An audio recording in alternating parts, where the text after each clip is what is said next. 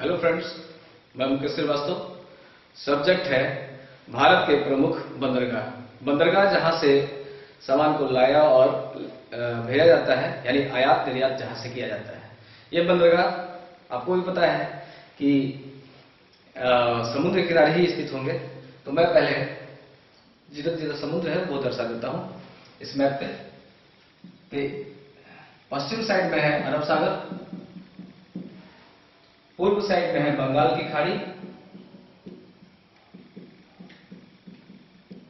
और सबसे नीचे है हिंद महासागर। भारत में बड़े बंदरगाहों की संख्या 12 है और छोटे एवं मझौले बंदरगाहों की संख्या 185 है।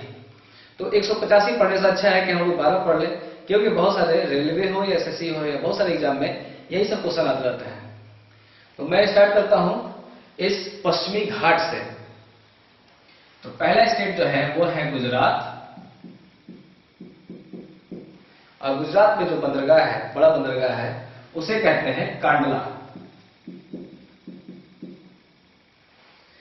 कांडला एक ज्वारीय बंदरगाह है, यानी बहुत ज्यादा कटा फटा है, और ये एक मुक्त व्यापार केंद्र है जहां पे कोई टैक्स वैक्स नहीं लगता है। उसके बाद नंबर आता है महाराष्ट्र। महाराष्ट्र में भारत का सबसे बड़ा प्राकृतिक बंदरगाह जो है वो है मुंबई।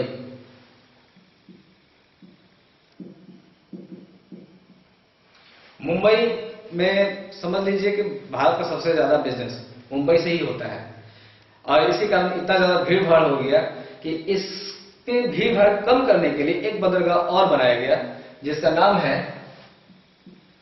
नहावा सेवा।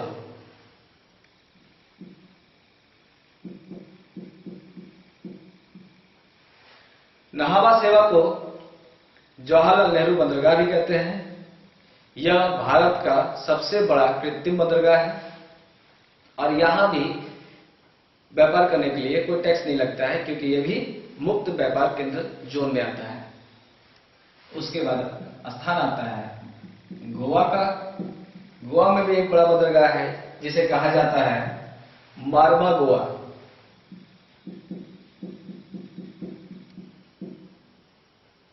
मारवा गोवा। फिर स्थान आता है कर्नाटक का। कर्नाटक में जो बंदरगाह है उसे कहते हैं न्यू मैंगलोर। न्यू मैंगलोर कर्नाटक राज्य में ही एक जगह है जिसे बोलते हैं कुद्रेमुख। कुद्रेमुख में लो एस मिलता है, तो उस लो एस को न्यू मैंगलोर तक लाया जाता है, और न्यू मैंगलोर से ईरान की ओर उस लो एस को निर्यात किया जाता है। इस राज्य को बोलते हैं केरल, और केरल में जो बंदरगाह है उसे कहते हैं कोच्चि। यह है आपके यानी पश्चिमी घाट पे 6 प्रमुख बंदरगाह है: कांडला, मुंबई, नहावा सेवा, मारवा गोवा, कर्नाटक में न्यू मैंगलोर और केरल में कोच्चि। अब इस साइड आते हैं, ये राज्य है तमिलनाडु। भारत का सबसे दक्षिण में सबसे बड़ा बंदरगाह कौन सा है? तो वो है तुतीकोरिन। यहां पे है तुतीकोरिन। उसके बाद भारत का पहला कंप्यूटराइज बंदरगाह बनाया गया, वो चूंकि चेन्नई में ज्यादा भीड़ हो रहा था, उसी तरह से इसके लिए एक छोटा बंदरगाह बनाया गया था, तो उसको बोलते हैं एन्नौर। यह भारत का पहला कंप्यूटराइज बंदरगाह है। उसके साथ ही चेन्नई की खासियत यह है कि यह तीसरा सबसे बड़ा कृत्रिम बंदरगाह है। उसके बाद यह एक प्राचीन भी बंदरगाह है। फिर स्थान आता है आंध्र प्रदेश का। आंध्र प्रदेश में जो बंदरगाह है उसे बोलते हैं विशाखापट्टनम।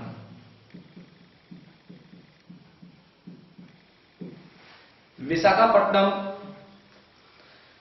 भारत का सबसे गहरा बंदरगाह है और खूबसूरत यानी सर्वश्रेष्ठ बंदरगाह है।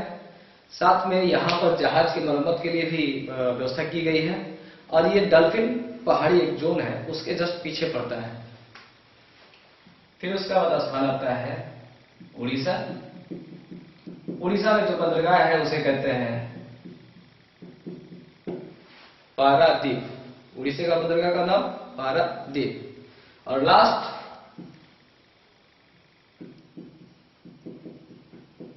पश्चिम बंगाल। पश्चिम बंगाल में जो बंदरगाह है वो आपको ही पता है, वो है कलकत्ता। कोलकाता। कोलकाता चूंकि हुगली नदी के किनारे बसा है, इसीलिए कहते हैं इसे नदिया बंदरगाह। तो फिर से एक बार रिवाइंड करते हैं। ज्वारीय बंदरगाह कौन सा? तो कांडला। भारत का सबसे बड़ा बंदरगाह कौन सा? तो मुंबई। जवाहरलाल नेहरू बंदरगाह किसे कहते हैं, या भारत का सबसे बड़ा कृत्रिम बंदरगाह किसे कहते हैं? तो वो है महाराष्ट्र में नाहवा सेवा। उसके बाद कुद्रेमुख से लो अयस्क कहां से निर्यात किया जाता है? तो न्यू मैंगलोर से, जो कर्नाटक में स्थित है। भारत का सबसे दक्षिण में स्थित बंदरगाह तुतुकुड़ी।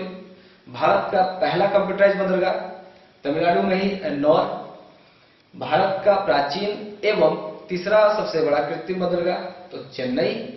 भारत का सबसे गहरा बंदरगाह या सर्वश्रेष्ठ बंदरगाह तो आंध्र प्रदेश में स्थित विशाखापट्टनम। उड़ीसा का बंदरगाह को कहते हैं पारादीप। और नदीय बंदरगाह कौन सा है? तो वो पश्चिम बंगाल का कोलकाता। यह है आपका भारत का प्रमुख बंदरगाह।